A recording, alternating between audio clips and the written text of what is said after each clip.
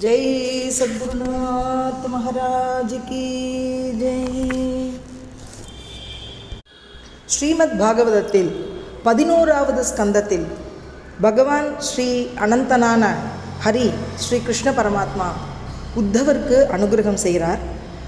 உத்தவருக்கு சொல்லக்கூடிய குருமார்களின் எண்ணிக்கையான 24 குரு தத்துவம் கொண்ட சேத்தன அச்சேதன வஸ்துக்களிலிருந்து நாம் என்ன கற்றுக்கணும் அப்படிங்கிறத விஷயத்தை உத்தவருக்கு போதிக்கிறார் கிருஷ்ணர். இந்த உரையாடல் அவதூதர் என்று சொல்லக்கூடிய தத்தாத்ரேய மகரிஷிக்கும் யது மன்னருக்கும் நடுவில் நடைபெறுகிறது. இவர் சொல்லக்கூடிய 24 குருமார்கள் யது ராஜாவுக்கு அவதூதரான தத்தாத்ரேயர் போதிக்கிறார். என்னென்னான்னு சொல்கிறாருன்னா, பிருத்திவி வாயுராகாசமாபோ அக்னிச்சந்திரமா ரவி கபோதோ அஜகர சிந்து பதங்கோ மது கிருத்கஜ மதுஹா ஹரிணோ மீனஹ பிங்களா குரூரோர்பக குமாரி சரர்குத் சர்ப ஊர்ணநாபி சுபேஷகிருத் அப்படின்னு 24 குருமார்களை சொல்கிறார்.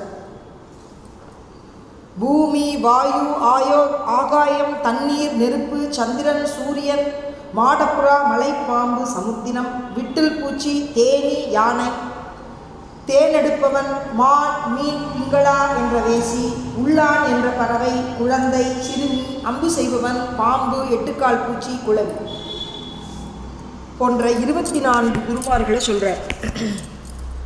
ஸ்ரீ கிருஷ்ணன் உத்தவருக்கு போதிக்கிறார்.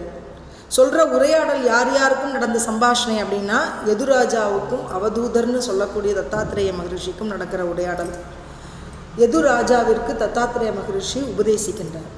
இதில் என்ன சொல்கிறாருன்னா, அந்தர்ஹிதஸ்ச ஸ்திதஜங்கமேஷு பிரம்மாத்மபாவேன சமன்வயேன அந்தர்ஹிதஸ்ச ஸ்திரஜங்கமேஷு பிரம்மாத்மபாவேன சமன்வயேன வியாப்த்யா வியவச்சேதம் அசங்கமாத்மனோ முனிர்நபஸ்த்வம் விததஸ்ய பாவயேத்.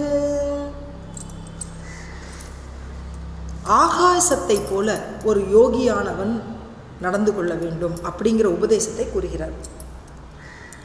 ஆகாசம் எப்படி இருக்குன்னா, மிகப்பெரிய அளவில் பறந்துருக்கு.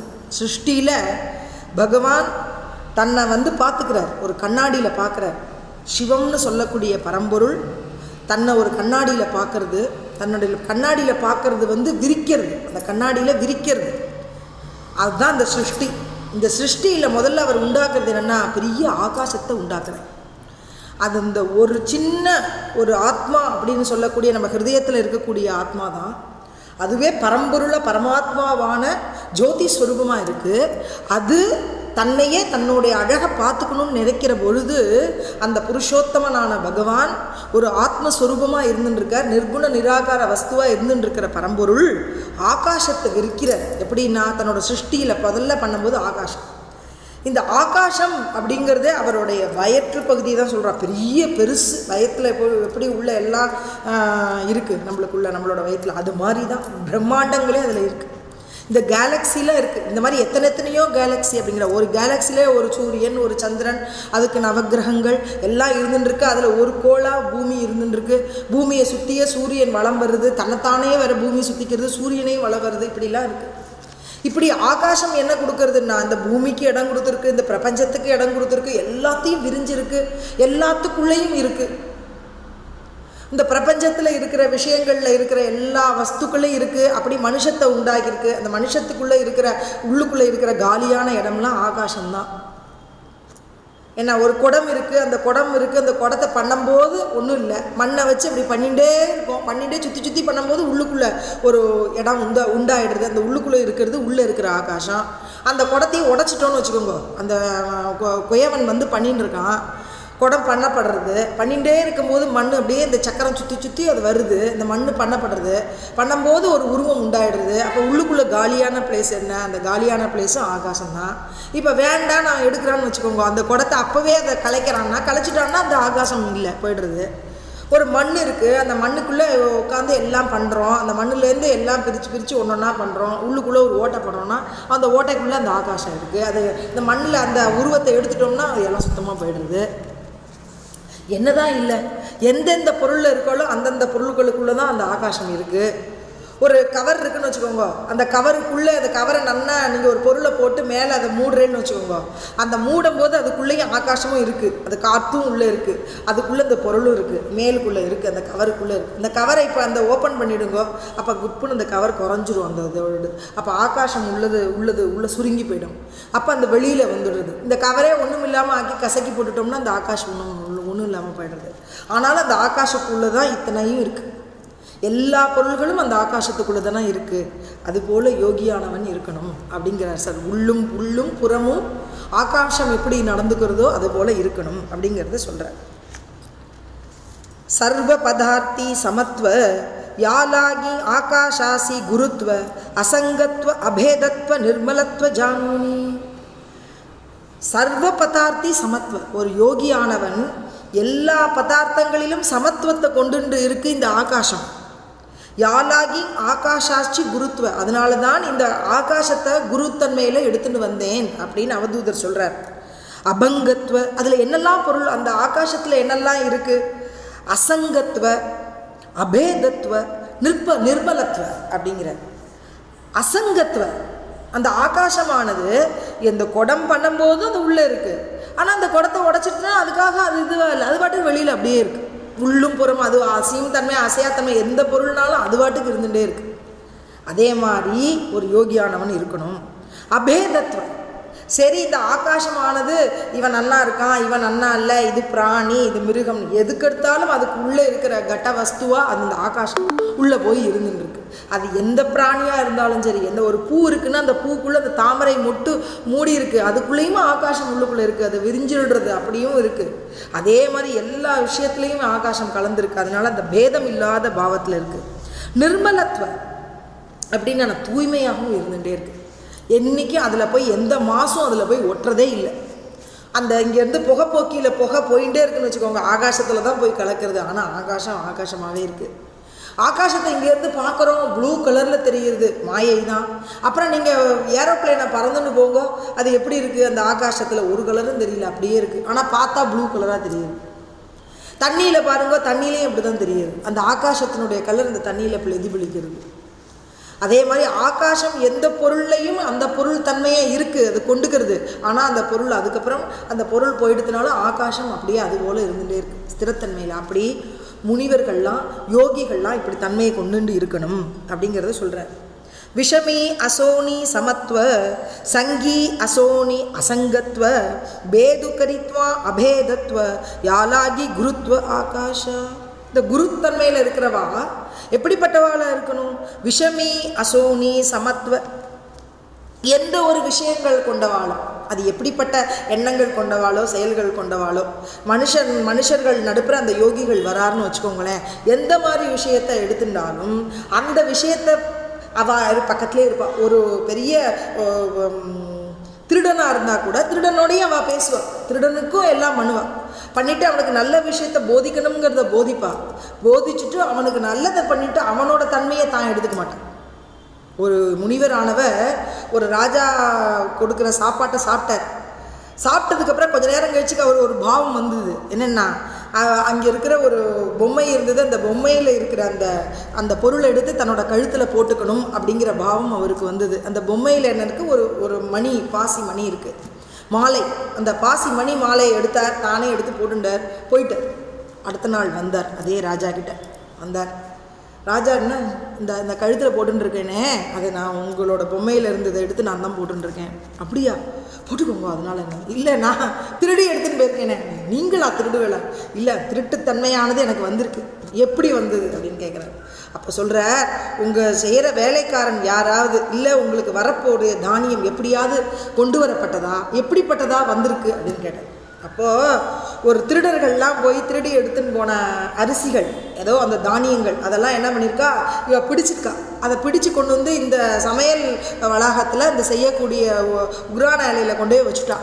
அதை திருடி எடுத்துன்னு வந்தப்பட்ட பொருள் தானே, அதை எடுத்துன்னு வந்து இவ சமைச்சதுனால இவர் அதை சாப்பிட்ருக்கார். அந்த பாவம், அந்த திருடி எடுத்துன்னு வந்த பொருள் இல்லையா, அந்த பொருளுக்குள்ளே அந்த தன்மை இருக்கிறதாகவும் அது அவருக்கு இந்த பாவம் வந்ததாகவும் அதை ராஜாவுக்கு உணர்த்தி மாற்றி அது எது அப்படின்னு பார்க்குறேன். அப்போ தான் மகாபெரிவாள்லாம் இருந்தாக்க எந்த பொருள் வந்தாலும் முதல்ல மகாபெரிவாளோட சன்னிதானத்தில் வைக்கப்படும். அந்த பொருளை மகாபெரிவா தன்னோட கண்ணால் எல்லாத்தையும் பார்ப்பார். அப்போ அந்த தோஷங்கள்லாம் நிவர்த்தி ஆகிடும். ஏன்னா குருவோட அனுகிரகம் கிடைச்சிடுதுன்னா அந்த தோஷங்கள்லாம் போயிடுறது இல்லையா? அப்படி தான் நம்மளுக்கும் குருநாதர் நம்மளுக்கு கிடைச்சாருன்னா நம்மளோட தோஷங்கள்லாம் போயிடும். அந்த சமத்துவங்கிற எப்படி ஆகாசத்தை போட்ட பாவம் நம்மளுக்கும் வந்துடும். எப்படி மேலே இருக்கிற ஃப்ளைட்டு மேலே பறந்துட்டு இருக்கு, அது மேலே இருந்துட்டா கீழே இருக்கிறதுலாம் புதுசாக தெரியுது இல்லையா? அதில் என்ன குணங்கள் என்ன பாவங்கள் என்ன தெரிய போகிறது நம்மளுக்கு? அங்கேருந்து மேலேருந்து பார்க்கும்போது நம்மளும் நிர்மலமாக இருப்போம். கீழே பார்க்குற பொருள்லாம் இத்தினுண்டாக இருக்கும். அது வண்டியாக இருந்தாலும் சரி, ட்ரெயினாக இருந்தாலும் சரி, பெரிய பெரிய மலையாக இருந்தாலும் சரி, எல்லாம் இத்தினுண்டாக தெரியும் இல்லையா? அது மாதிரி பகவான் மிகப்பெரிய தன்மையில் இருக்கார். அவருக்கு எல்லாம் சின்னதாக புதுசாக இருக்கும். அதில் என்ன குணங்கள் இருந்தாலும் ஒன்றும் கிடையாது. அதுபோல் யோகியானவன் அந்த மேலே இருக்கணும், மேல் பாவத்துக்கு வந்துடணும். குருத்தன்மையில் இருக்கிறவன் அந்த மேலே இருக்கணும், கீழே இருக்கிற பாவங்கள்லாம் புதுசாக இருக்கணும். எல்லா குணங்களும் ஒரு சின்ன தூசு மாதிரி இருக்கணும். அவளுக்கு வந்து அப்படி உடம்புல ஒட்டாமல் அப்படி தட்டி விட்டுட்டு போயிட்டே இருக்கணும். அப்படிப்பட்டவாளாக இருக்கிறவாளை தான் இந்த குருவாக இந்த உலகத்துக்கு இருந்து சாதித்து மற்றவாளுக்கும் நல்ல விஷயங்களை போதிச்சு சொல்ல முடியும். அதனால் யோகி இப்படிப்பட்ட குணத்தில் இருக்கணும் அப்படிங்கிறத சொல்கிறார். பேதுகரித்தான் அபேதத்துவ, என்ன பேதம் இருக்குது. ஒரு இவர் இருக்கார் ரமண மகர்ஷி, அவர் வந்து ஒரு மாட்டுக்கு அனுகிரகம் பண்ணார், ஒரு காக்காவுக்கு அனுகிரகம் பண்ணார், ஒரு குருவைக்கு அனுகிரகம் பண்ணார், ஒரு மனுஷாளுக்கு அனுகிரகம் பண்ணார். அவர் பண்ணாத அனுகிரகம் கிடையாது. அவர்கிட்ட வந்து ஒரு மாடு ஆனது பக்கத்தில் இருந்துட்டு அனுகூலமாக இருந்து ரொம்ப நாள் வந்து இருந்து அதுக்கும் சமாதி நிலைமையை கொடுத்துருக்கார். ஞானேஸ்வர் மாவுளி கொடுக்கலையா? ஒரு எருமை மாட்டை வேதம் சொல்ல வச்சார். அதுக்கப்புறம் அந்த மாடு அவரோடையே வந்தது. அவரோடையே வந்து கடைசியில் அவருக்கு சமாதி போதனை கொடுத்து அதை சமாதி பண்ணி வச்சுட்டார். இன்றைக்கும் ஆப்பேகாவன் கிட்டக்க இருக்குது, சமாதி இருக்குது அந்த எருமை மாட்டில். ரேடியா முக்கி வேத போல விழா கர்வ த்விஜாஞ்சா ஹரவிழா. ஞானேஸ்வர் மாவுளி செய்யாததா? கர்வப்பட்டு இருந்தா பிராமணர்கள், அவர்களோட கர்வத்தை எல்லாம் அடக்கினார். ஒரு எருமை மாட்டை பேச வச்சார். அது மாதிரி ஒரு அபேதத்துவம் அவர்கிட்ட இருக்கும். முனிவர்கள்கிட்ட அப்படி இருக்கணும். பேது கரித்தா அபேதத்துவ யாலாகி குருத்துவ ஆகாஷா சங்கி அசோனி அசங்கத்துவ. எத்தனை பேர் இருந்தாலும் சரி, அவள் எல்லாருடைய ஒரு சத்சங்கத்தில் போனாலும், யாரோ நம்ம போகிறோம் ஒரு பெரிய சத்சங்கத்தில் இருந்தாலும், ஒரு முனிவர்கள் எப்படி இருப்பார், ஒரு யோகி எப்படி இருப்பார், ஒரு குரு எப்படி இருப்பார்னா எல்லார்ட்டையும் சமபாவத்தோடு பார்ப்பார். எல்லாருடைய உட்கார்ந்துட்டு இருப்பார், அவளோடையே கூடையே உட்கார்ந்துட்டு இருப்பார். எல்லாருடையும் இருக்கிற மாதிரி இருந்துட்டு அவர் தனித்தன்மையில் இருப்பார். அவரோட ஹிருதயம் பகவானோட மட்டுமே ஒன்று இருக்கும். அதனால் இது அபேதத்துவ அசங்கத்துவ அப்படிலாம் குருத்தன்மையில் இருக்கும் அப்படிங்கிறது சொல்கிறார். வைர சர்ப்பா முங்கு சாஞ்சி ஆகாஷ தோஹிஞ்சே ஹிருதயவாசி வைர நிர்வைரதா ஆகாஷாசி தே ஸ்திதி யோகியாசி பாகிஜே. அப்படிப்பட்ட ஸ்திதி யோகியர்களுக்கு வேணும். எப்படி இருக்கணும்னா, ஒரு சர்ப்பா முங்கு சாஞ்சி, அதாவது ஒரு கீரிப்பிள்ளைக்கும் ஒரு பாம்பு இருக்குது. பாம்புக்கும் கீரிப்பிள்ளைக்கும் எதிரித்தன்மை இருக்கும். அந்த கீரிப்பிள்ளை பாம்பை அடிச்சிடும் அண்ணா, அந்த மாதிரி இருக்கும். பாம்பை அடிச்சுட்டு அது தான் போய் ஒரு அதுக்குன்னு ஒரு இது இருக்கும். அந்த பாம்பு கொட்டினா கூட அந்த செடியில் போய் அது உடம்பை போய் தேய்ச்சி அந்த விஷத்தெல்லாம் அதை எடுத்துகிட்டு அது போயிடும். அது மாதிரி யோகியர்கள்லாம் இருப்பாள்.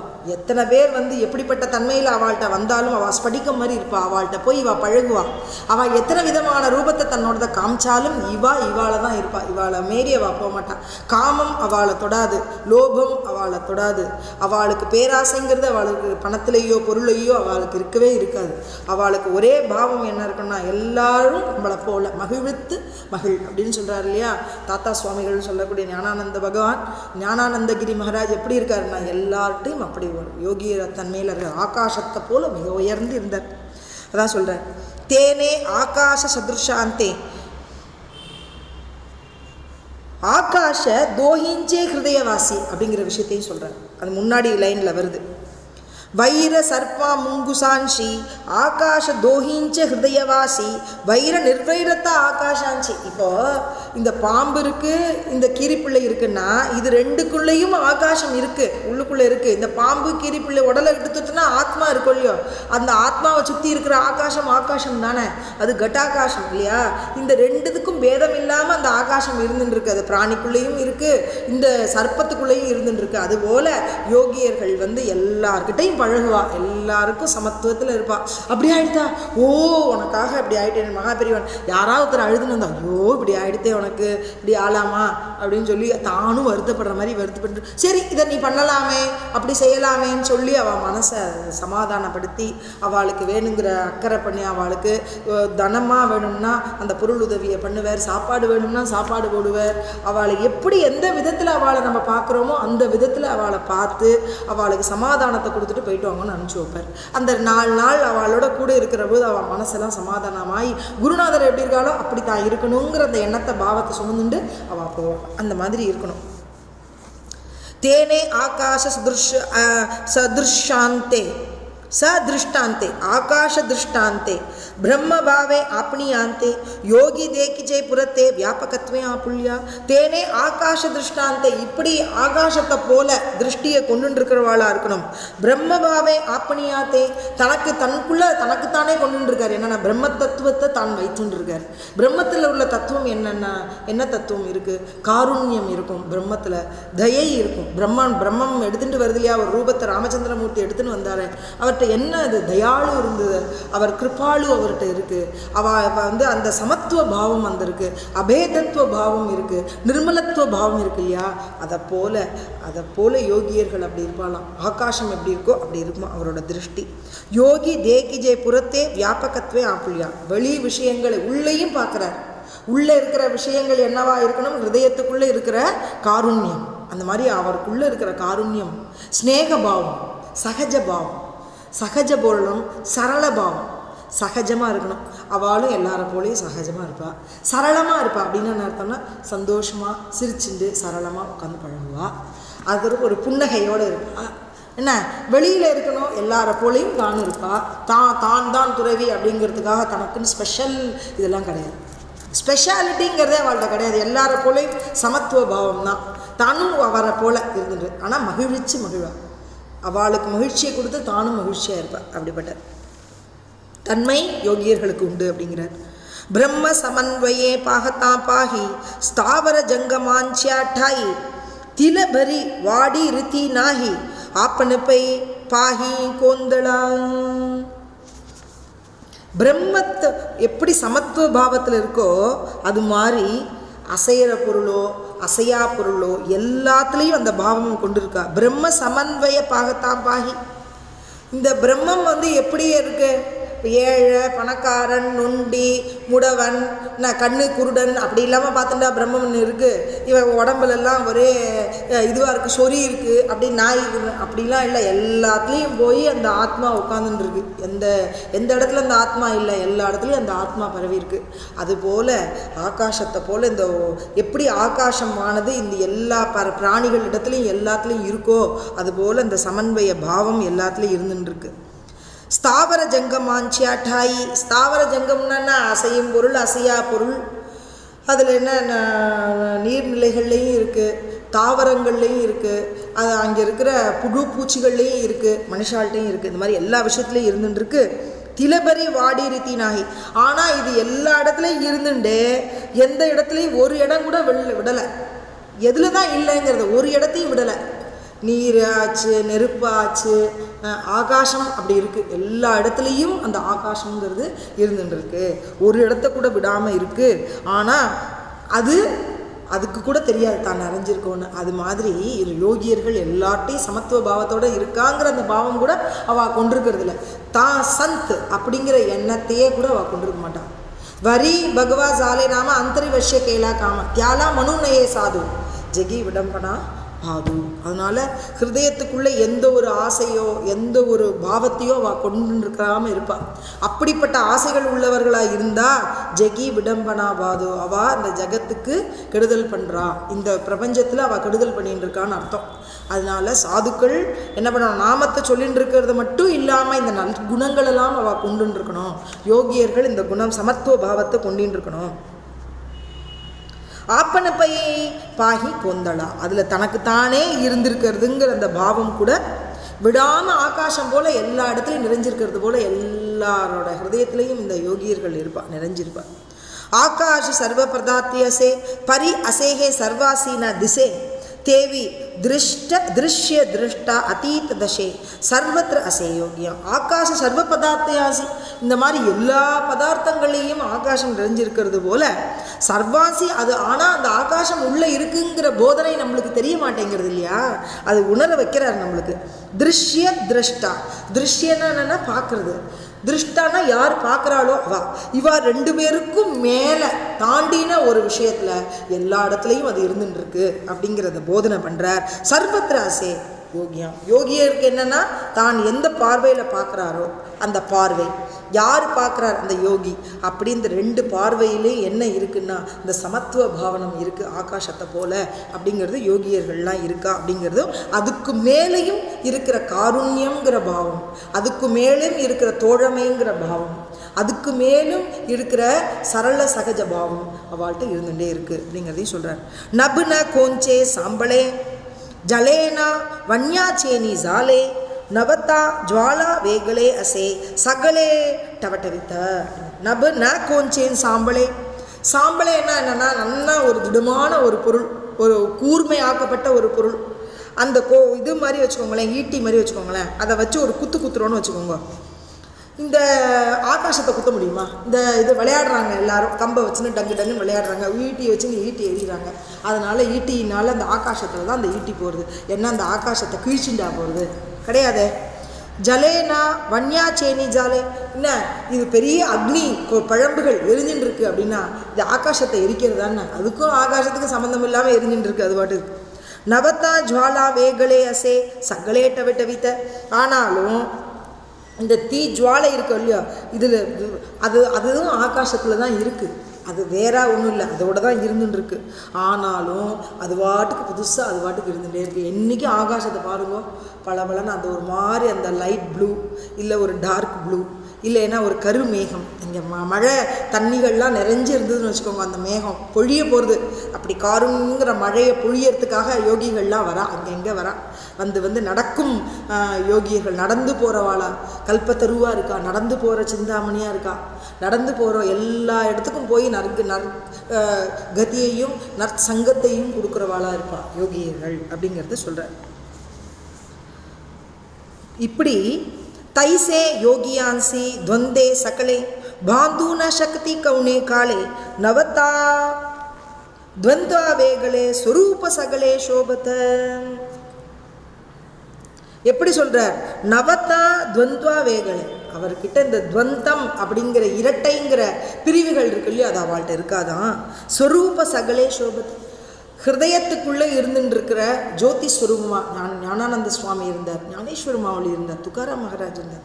துக்காராம் மகாராஜ் ஒரு யோகியாக இருந்தாலும் எல்லாருக்கும் முன்னாடி எல்லாத்தையும் சிரித்து பேசிட்டு இருப்பார். ஹிருதயமானது எப்பொழுதும் அந்த மனசு, இந்த ஹிருதயம் அது எல்லாம் ஆத்மாவில், தன் ஹிருதயத்தில் இருக்கிற ஆத்மாவில் தூக்கி நின்றுட்டே இருக்கும். என்ன இவெல்லாம் தியானம் பண்ணிகிட்டே இருப்பார். ஞானானந்த சுவாமி வருவாராம். வந்தோடனே என்ன தியானம் பண்ணிட்டு இருக்கியா, உள்ளே ரொம்ப இருட்டாக இருக்கோ, சரி நம்ம பஜனை பண்ணுவோமே, பகவன் நாமம் சொல்லுவோமே, அதில் நம்மளுக்கு எல்லாம் ஸ்பூரிக்கும், இது வேண்டாம், இப்போ தியானம் பண்ண வேண்டாம் அப்படின்னு வரோம். அதனால் தியானம் பண்ணும்பொழுது இருட்டாக இருக்கான்னு கேட்குறாருன்னா என்ன அர்த்தம்? தியானம் பண்ணுறவாளுக்கு அந்த ஒளி தெரியும், அந்த வெளிச்சம் அவளுக்கு உண்டாகும். அந்த ஹிருதயத்துக்குள்ளே அந்த மனசும் அந்த ஹிருதயமும் அந்த ஆத்மாவும் ஒன்றாகி இருக்கிற பொழுதுதான் அந்த ஜோதியானது வெளியில் தெரியும். அவள் ஹிருதயத்திலேருந்து அவளோட திருச்சிற்றம்பலம்னு சொல்லக்கூடிய நெற்றிப்பட்டையில் இருக்கிற அந்த அந்த இடத்துல தான் அந்த ஜோதியானது அவளுக்கு தென்படும். எப்படி ஹரிஹர ஸ்வரூபமாக இருக்கக்கூடிய இன்னொரு அங்கே தெரியறதோ, திருவண்ணாமலையில் தெரியறதோ, ஐயப்ப சுவாமி இடத்துலையும் அந்த மாதிரி தெரியறதோ, அதுபோல் திருச்சிற்றம்பலம்னு சொல்லக்கூடிய நம்மள்கிட்ட இருக்கிற அந்த அந்த படலத்துலேயும் நம்மளோட நெற்றியிலையும் அந்த பாவம் இருக்குது, அந்த ஜோதியானது இருக்குது. அதில் அது தெரியும். ஹிருதயத்தில் இருக்கிற ஜோதியான திருஷ்டி நம்மளுக்கு இதில் வெளியில் வரும். அந்த திருஷ்டி பகவான் தான் அந்த ஆத்மஸ்வரூபமான ஜோதி அப்படிங்கிறத நம்மளுடைய நெற்றிப்பட்டையில் நம்மளுக்கு புலப்படுத்துவார் பகவான். எப்போ நம்ம மனசும் ஹிருதயமும் ஆத்மாவும் ஒன்றாகிறதோ அப்போ அப்படிங்கிறதையும் சொல்கிறார். பாந்து சக்கத்தி கவனே காலே. பாந்துனா சக்கத்தி கவனே காலே. எந்த ஒரு காலத்திலையும் எந்த ஒரு விஷயத்திலையும் இவா கட்டுப்பட்டவர்களாக இருக்க போறதில்லை, இருக்க மாட்டார்கள். நவத்தா துவந்தாவைகளே. அவளை இந்த துவந்தம் இரட்டைங்கிறது பகவத் தன்மை உடையது அப்படிங்கிறதுனால துன்பமோ இன்பமோ லாபமோ நஷ்டமோ மானமோ அவமானமோ இல்லை வலியோ இல்லை வலி இல்லாத தன்மையோ எல்லாமே அவள் ஒரே தன்மையிலே அவள் பார்த்துட்டு போவா அப்படிங்கிறதை சொல்கிறார். யோகியா சேதாவையா லவலாஹே சோடிலா சஸ்திரான் சே சமுதாயே தோ சஸ்திரா மாஜி ஆப்னியாத்தே பாஹே. இப்போ ஒரு பெரிய யோகியை ஒரு சஸ்திரத்தை எடுத்துட்டு போய் வெட்டுறான்னு வச்சுக்கோங்களேன், அவர் அதனால அவர் கவலைப்பட மாட்டார். என்ன, ஆகாசத்தை போய் எப்படி வெட்டினா அதனால் ஆகாசத்துக்கு ஒன்றும் பாதிப்பு ஏற்படுறது இல்லையோ, அதே போல் சதாசிவ பிரம்மேந்திரால் தன்னோட ஹிருதய ஆத்மஸ்வரூப ஞானத்தில் நடந்து போயிட்டே இருந்தார். யாரை பற்றியும் கவலைப்படவே மாட்டார். அப்படி இருக்கிற பொழுது ஒரு பெரிய ஒரு சுவர் வருது, அந்த சுவத்தில் ஒரு வீடு தான் இருக்குது. அவர் அதை பார்க்கல, அது வாட்டுக்கு உள்ளே போகிறார், அந்த வீட்டுக்குள்ளே போகிற மாதிரி இருக்குது. அந்த சுவத்தை தாண்டி உள்ளே போகிறார், வெளியில் வந்துட்டார். சரி, அப்போ ரெட்டைகள்ங்கிற அந்த பாவம், இது சுவர் இது ஆகாஷ் அப்படிங்கிறது தான் தெரியல. அதை தாண்டி போனார். ஒருத்தவன் வந்தான், என்ன பண்ணான்னா அவர் கையை வெட்டிட்டான். அவருக்கு ஒன்றுமே தெரில. கொஞ்ச நேரம் கழிச்சு அசிச்சு கை வெட்டிடுது பட்டுருது அப்படின்னு. அப்படியா அப்படின்னார். அந்த கையை கொடு அப்படின்னார்.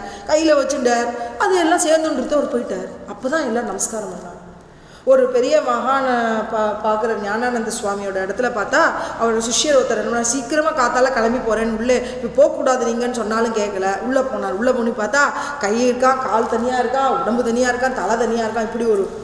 இப்படி ஒரு யோகம். அப்படி எல்லாத்தையும் உடம்பெல்லாம் கழட்டி போட்டுட்டு ஆத்மஸ்வரூபத்தில் இருந்திருக்கார்.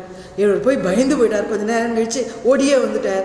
அடுத்த நாள் என்ன பார்த்தோமா, நம்ம மனசில் இருக்கட்டும், அதெல்லாம் யோகத்தன்மை. அந்த யோகம்ங்கிறது நம்மளுக்கு வராது, அதுக்கு நம்ம தபஸ் பண்ணணும் அப்படின்னு சொன்னாராம். இந்த மாதிரி உடம்பு வேற தான் வேற தனியாக இருந்த யோகி மகானுபாவர்கள்லாம் நம்மளோட காலத்தில் இருக்கா. இந்த காலத்துலேயும் அவள் இருந்திருக்கா.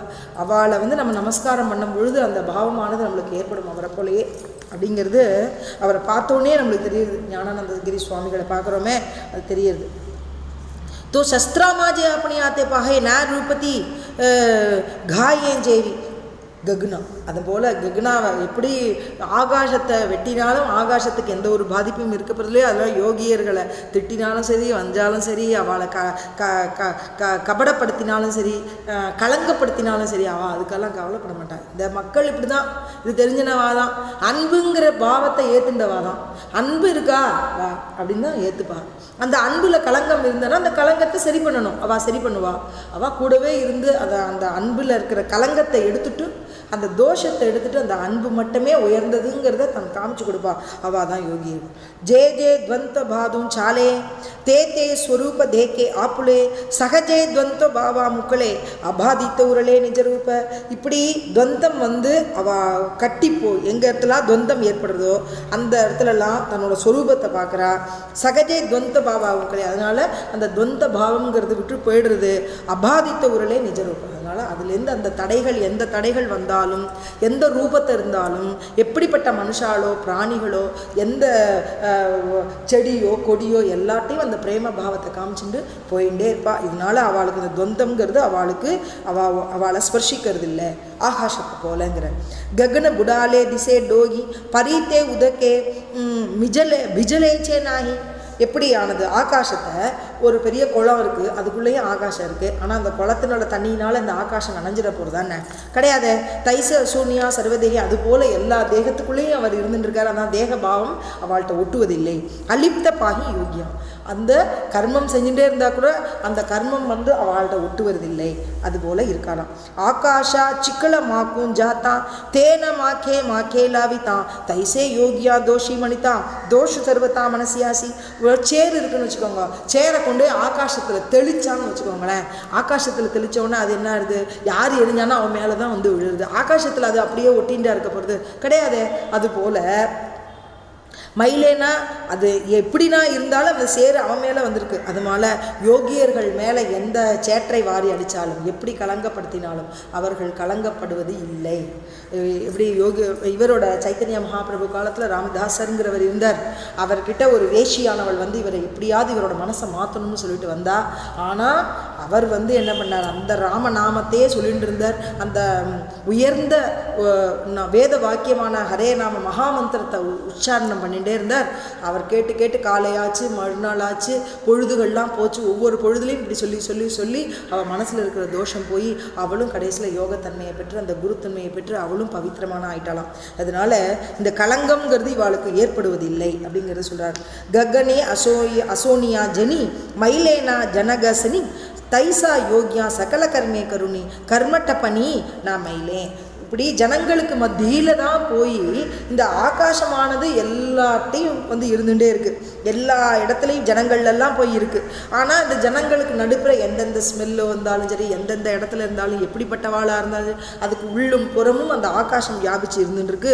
அதுபோல் இந்த ஜனங்களுக்கு நடுப்புல இந்த யோகியர்களாக இருந்துட்டு அவளை மாதிரியே கர்மங்கள் பண்ணிட்டு அவளை போலையே சாப்பிட்டுண்டு அவளை போலையே தூங்கிண்டு அவளை போலையே இருந்துக்கிற மாதிரி இருந்துட்டு, ஆனால் அவளுக்கு எந்த விஷயத்தை போதிக்கணுமோ அதை போட்டி ஆத்மஸ்வரூப ஞானத்தில் பகவானோட அந்த லிங்க்ல இருந்துகிட்டே இருப்பா. அதுதான் இருந்துட்டே இருப்பா. கர்மட்ட பணி நான் மயிலே. அவருடைய கர்மட்டம்ங்கிறது அந்த வேலைகள் செஞ்சுட்டே இருந்தாலும் அதில் தோஷங்கள் இல்லாமல் பார்த்துப்பா.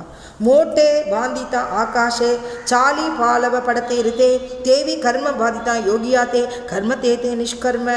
இதே மாதிரி ஆகாசத்தை போய் கட்டணும்னு நினச்சா யாராவது ஆகாசத்தை போய் கட்ட முடியுமா? அது மாதிரி யோகியர்களில் எல்லாத்தையும் பெரிய பெரிய கர்மங்கள்லாம் கொடுத்து நீங்கள் இந்த கர்மங்கள்லாம் செய்ய முடியுமான்னா செய்வா. பெரிய விஷயத்தை செஞ்சுருக்கார். இப்போ பிரதான் மந்திரி எப்படிப்பட்ட விஷயத்தை செஞ்சுருக்கார். ஒரு இடத்துல பெரிய கோவில் கட்டி செய்ய முடியாத ஒரு காரியத்தை இந்த யுகத்தில் பேசப்படுறது. இந்த யுக புருஷர்னு சொல்லப்படக்கூடிய அளவுக்கு ஒரு ராமச்சந்திரமூர்த்தியை ஸ்தாபனம் பண்ணி ஒரு பெரிய கோவில் கட்டி அதில் பேதம் இல்லாமல் எல்லாரும் போற்றப்படக்கூடியவர்களாக அது அவர் அதை ஜாதி கலவரங்கள் கூட தடுக்கப்பட்டு ஜாதியர்கள் கூட எல்லாரும் ஒத்துண்டு இந்த இடத்துல ராமச்சந்திரமூர்த்தி தான் பிறந்திருக்காருன்னு அந்த பாவத்தை உண்டு பண்ணி செஞ்சு வச்சிருக்கார் இல்லையா. இவ்வளோ பெரிய யுக புருஷராக இருக்கார் இல்லையா. அவர்கள்லாம் ஒரு யோகிகள். ஒரு பெரிய கர்மத்தை செய்கிறா. எல்லார் மக்களாலேயும் அது செய்யப்படக்கூடிய தன்மையை பெற்று ஒரு சக்தியாக அது ஆட்டி வச்சு எல்லாம் பண்ணியிருக்காருன்னா அவர் ஒரு யோகி மாதிரி. இப்படி யோகியர்கள்லாம் பல பல கர்மங்கள் செய்வா. ஆனால் அதில் ஒட்டிக்கவே மாட்டான். தனியாக தன்னை இருந்துட்டு தியானம் பண்ணி பகவானுக்கு தன்னை அர்ப்பணம் பண்ணி பகவானுக்காக அந்த சேவை செய்கிறேன்னு நினச்சின்னு செஞ்சுடுவா. அவ்வளோதான். கர்ம தேத்தே நிஷ்கர்ம. அந்த கர்மம் நான் செஞ்சேன்னு கொடுத்து இல்லாமல் அந்த கர்மமே செய்யாத அளவில் இருப்பாவா. घटा माजी आकाशाशे ते वाच्य कीजे घटाकाशे पाहता घटा सबाह्य समरसी ஆகாஷாசே பரிபூர்ண. घटामाजी ஆகாஷாசே. ஒரு குடம் இருக்குது, அந்த குடத்துக்குள்ளேயும் என்ன ஆகாசம் இருக்குது. இந்த உடம்பு இருக்குது, இந்த உடம்புங்கிறது ஒரு குடம் மாதிரி இந்த குடத்துக்குள்ளேயும் இந்த ஆகாசம் இருந்துருக்கு. தே வாச்சிய கீஜே घटाकाशे. இது घटाकाशம்னு சொல்லப்படுறது. குடத்துக்குள்ளே இருக்குது கொட்டாகாசம், கடத்துக்குள்ளே இருக்குது घटाकाशம், தேகத்துக்குள்ளே இருக்கிறது தேகத்துக்குள்ளே இருக்கிற ஆகாசம். பாகத்தா घटा सबाह्य समरसे. ஆனால் வெளியிலேயும் அந்த ஆகாசம் ஒன்று போல தான் இருக்குது, உள்ளேயும் அது ஒன்று போல தான் இருக்குது. ஆகாஷே பரிபூர்ண. ஆகாசமே எல்லா இடத்துலையும் இருக்குது. அதுபோல் யோகியர்கள் இதே போல் எல்லா இடத்துலையும் தான் இருப்பாள். எந்த இடத்துலையும் யோகியர்கள் இல்லைன்னு சொல்ல பண்ணக்கூடாது. எல்லா இடத்துலையும் அவள் போயின்னு இருப்பா. ஆனால் அவள் தன்னுக்கு தன்னோட நிலைமையில தான் மாறாமல் தன்னிடத்துல தான் இருப்பாள். அதான் தைசா ஆத்மா மனத்தி தேகி தவத்தோ தேக சபாகிய பாகி தேக மித்தியத்வே டாயின் செட்டாயி சின்மாத்திர பாகி பரிபூர்ணம். தைசே ஆத்மா மனத்தி தேகி. இந்த தேகத்துக்குள்ளேயே இந்த ஆத்மா இருந்துன்னு தான் இருக்கு. தவத்தோ தேக சபாகிய பாகி. ஆனால் இந்த தேகத்துக்குள்ளே இருக்கிற ஆத்மஸ்வரூபமாக இருக்கக்கூடிய ஞானியர்கள் என்ன பண்ணுவார், இந்த தேகத்தையே வேறையாக பார்த்துருவா. அதுக்குள்ளே அவள் இருந்துருப்பா. தேக மித்தியத்வேன் டாயின்ச்சா. ஒவ்வொரு இடத்துலையும் ஒவ்வொரு செயல்கள்லையும் ஒவ்வொரு உடம்பில் இருக்கிற இந்திரியங்களிலையும் இதில் இருக்கிற இந்திரியங்கள்லாம் இந்த தேக சம்பந்தப்பட்டது, இது நம்மளோடது இல்லைன்னு நினச்சிண்டு அதை அப்படியே போயிடுவான். சின்மாத்திர பாகி பரிபூர்ணாங்களா. சின்மாத்திர அந்த இடத்துல இருக்கிற ஆத்மஸ்வரூபங்கிறது மட்டுமே ஹிருதயத்தில் இருக்கிறவனே பகவான். தேவாச்சியே துவாரி உபா க்ஷணபரி. அதனால் ஒரு நிமிஷ காலம் அந்த பகவான் இருக்கிற இடத்துல நம்ம ஹிருதயத்தை மனசு ஆத்மாலாம் ஒன்றுபடுத்தி ஒரே இடத்துல இருக்கிறதுக்கு என்ன பண்ணணும்னா ஒரே ரூபத்தை நம்ம தியானம் பண்ணும் பொழுது அந்த தியானம் பண்ணுற ரூபம் அந்த தியானம் பண்ணுறவா, அந்த தியானம் பண்ணுறதுக்கு இருக்கிற உணர்வு, இந்த மூணும் ஒன்றாயிடுது. அப்போ ஆத்மா, அந்த மனசு, அந்த சித்தம், இது மூணும் ஒன்றாயிடுது இல்லையா? ஒன்றாகி ஹிருதயத்துக்குள்ளே இருந்துன்னு அந்த தியானம் பண்ணி பண்ணி அந்த இடத்துல இருக்கிற சூக்ஷ்ம நாடியில் போய் அவள் உட்காந்துடுவாள். அந்த சூக்ஷ்ம நாடியில் போய் உட்காந்துருக்கிற யோகியர்கள் அந்த சூக்ஷ்ம நாடியத்துக்குள்ளேயே இருந்துட்டு, ஆனால் வெளியில் எல்லாம் கண்ணு பார்க்கும், கையை செய்யும், எல்லாம் பண்ணும், ஆனால் ஹிருதயம் அந்த சூக்ஷ்ம நாடியிலேயே இருந்துருக்கும். அதுதான் அந்த சூக்ஷ்ம நாடியிலேருந்து பிரம்மரந்திரத்துக்கு நோக்கி தன் ஹிருதயமானது செல்லும். அப்படி வச்சுருப்பாவா. அவளுடைய வாக்கும், அவளுடைய உள்காற்றும், அவளுடைய செயல்களும் எல்லாம் அதில் தான் இருந்துகிட்டே இருக்கும். வெளியில் கண்ணால் பார்த்துட்டு இருப்பா, எல்லாம் செஞ்சுட்டு இருப்பா. உள்ள சகஜமாக தன்னோட ஆத்மஸ்திதியில் இருந்துட்டு இருப்பா. இப்படி தானே யோகியர்கள் ஆகாசத்தை போல அபின்னத்துவம், அபேதத்துவம், நிர்மலத்துவத்தை கொண்டு இருப்பா. பேதம் இல்லாத தன்மையும், பின்னம் இல்லாத தன்மையும், நிர்மலத்துவம் அப்படிங்கிற ரொம்ப சுத்தத்தன்மையும் அவள் கொண்டு இருப்பா. அப்படிங்கிறது யோகியர்களுடைய மனசையும் அவளுடைய தயாளு, சகஜபாவம், சரளம், ஸ்நேகபாவம் அப்படிங்கிற அந்த பாவம் எல்லாத்தையும் கொடுக்கும் தன்மை, எல்லாருக்கும் கொடுக்கணுங்கிற தன்மை அதுவும் கொண்டு அந்த ஞானியர்கள் தன்னை போலவே மற்ற ஆப்னா சரிக்கே கருத்தி தாத்கால நாகி கால வேளா தயாளாகி நம்மளை போலேயே அந்த குருநாதர் ஆக்கிடுவார் எல்லாருக்கும். அதனால் அந்த பேதத்துவம் இல்லாத இந்த ஒருமைத்தன்மையை எல்லாருக்கும் கொடுப்பார். அப்படிங்கிற யோகி ராம் சுரத்குமார்கிட்ட அன்றைக்கி ஞானானந்த சுவாமியோட அந்த ஆராதனையில் ஒரே ஒரு பிரசாதம் தான் போட்டாலாம். யோகி மகாராஜிட்ட ஒவ்வொரு தரமும் நிறைய பிரசாதங்கள்லாம் போடுவா. தேங்காய் சாதம், எலுமிச்சம்பழ சாதம், தயிர் சாதம், புளிய சாதம்லாம் போடுவா. நிறைய விஷயங்கள்லாம் இப்போ ஏதோ ஒரு தான் பண்ணியிருக்காளே அப்படின்னு ஒரு பக்தர் போய் யோகிரார்கிட்ட போய் சொன்னாலாம். இப்போ ராம் சுரத்குமார் மகாராஜ் என்ன பண்ணாலாம், அப்படியா கொண்டா அப்படின்னு சொல்லி அந்த பிரசாதத்தை வாங்கினாராம். இந்தா அப்படின்னு திருப்பி கொடுத்தாராம். அது உடனே தேங்காய் சாதமாக மாறிட்டான். அடுத்த கவலம் கொடுத்தாராம், அது புளிய சாதம், அடுத்தது தயிர் சாதம், அடுத்தது என்ன வேணும் எல்லாம் கிடச்சிட்டான். நமஸ்காரம் பண்ணிட்டாலாம். யோகியர்கள் நினச்சா என்ன வேணாலும் எல்லா சித்திகளும் பண்ணி அவள் மனசை குளிர்த்தி பண்ணி அவளுக்கு நல்லது பண்ணி அனுப்பிச்சிடுவாளாம். அதனால ஹிருதயத்துக்குள்ளே இருந்தால் எல்லா ரித்திகள்லாம் அவள்கிட்ட சேர்ந்துடும். என்ன வேணுமோ அதெல்லாம் டாயின்ச்சே டாயின் அவளோட பாதத்தில் அந்த ரித்திகள்லாம் இருக்கும் அப்படிங்கிறத சொல்லி இந்த ஆகாசத்தை பற்றியான விஷயத்தை ஏக்நாத் பாகவதத்தில் ஏக்நாத் மகாராஜ் இப்படி வர்ணிக்கிறார். அவர் சாந்தி பிரம்மஸ்ரீ ஏக்நாத் மகாராஜ். அந்த ஏக்நாதர் எப்படி எல்லார்ட்டையும் இருந்தார்னா அந்த யோகியை போலவே அபேதத்தன்மையோடையும் நிர்மலத்தன்மையும் அபின்னத்தன்மையும் இருந்திருந்தார். அவருக்கு எந்த ஒரு வேறுபாடுகள் கிடையாது. சகஜமாக இருந்தார், ஸ்நேக பாவத்தோடு இருந்தார். வேறுபாடுகள் இல்லாமல் பெரியவன் சின்னவன், சாண்டாளன், நல்லவா, பிராமணா அப்படிங்கிற பாவம் இல்லாமல் எல்லாருக்கும் அனுகிரகம் பண்ணிட்டு பிராமணருக்கு கொடுக்குற மரியாதையை கொடுத்தார். ஒரு சூத்ரன் சொல்லக்கூடியவாளுக்கும், நாலாவது வர்ணத்தவர்னு சொல்லவாளுக்கும் அந்த மரியாதையை கொடுத்தார். எல்லாருக்கும் நம்ம பகவத் தன்மையை போதிச்சார். எல்லாரோடையும் தானும் பழகினார். எல்லாருக்கும் செய்யறதையும் கொடுத்து அந்த கொடுக்குற பாவம் என்னென்னா பகவத் பக்தியை கொடுத்தார் எல்லாருக்கும். அந்த பகவத் பக்திங்கிற அமிர்தத்தை எல்லாருக்கும் பகிர்ந்திருந்தார். இந்த அமிர்தம் என்ன கொடுக்கப்படுறதுன்னா எல்லாருக்கும் பகிர்ந்தப்படுறது அந்த பகவத் பக்தி, பகவத் குணானு அமிர்தம். அந்த குணானுபவங்களை சொல்லக்கூடிய ஒரு அமிர்தம் இருக்கே, அந்த அமிர்தம் என்னென்னைக்கும் அழியா தன்மையை கொடுக்கறது. அவளுடைய சகஜ பாவத்தையும் ஆத்மஸ்வரூப ஞானத்தையும் பெற்றுத்தர்றது இந்த பக்தி அமிர்தஸ்வரூபாச்ச அப்படிங்கிறார். அது யாருக்கு அந்த பக்தி வந்துருத்தோ ந வாஞ்சதி ந துவேஷ்டி ந ரமதி ந உற்சாகி எதுலேயும் அவ திருப்தோ பவதி அமிர்தோ பவதி சித்தோ பவதி. அதனால் பக்திங்கிறது வந்துடுத்துன்னா திருப்தி இருக்கும். சித்தர்களாக இருப்பா, ஒரே இடத்துல நினைச்சிருப்பா. அமிர்தோ பவதி என்றும் அழியாத்தன்மையை கொண்டவர்களாக இருப்பார்கள். இப்படி ஆகாசத்தை போல நிறைஞ்சிருப்பார்கள் யோகியர்கள். அவளுக்குள்ள பக்திங்கிற அந்த பாவம் ஊற்று இருக்கும் அப்படிங்கிறதையும் சொல்லி முடிக்கிறேன். சத்குருநாதருடைய அனுகிரகத்தினாலேயும் எனக்கு என்ன என்னோட மனசில் தோணினதோ, எனக்கு என்ன பாவம் இருந்ததோ அது உங்களுக்கெல்லாம் சொல்லியிருக்கேன்.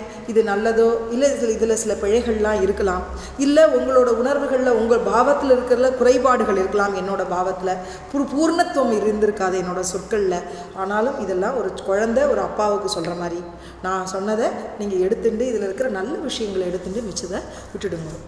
जय सद्गुरुनाथ महाराज की जय. पांडुरंग हरि वासुदेव हरि भानुदास एकनाथ.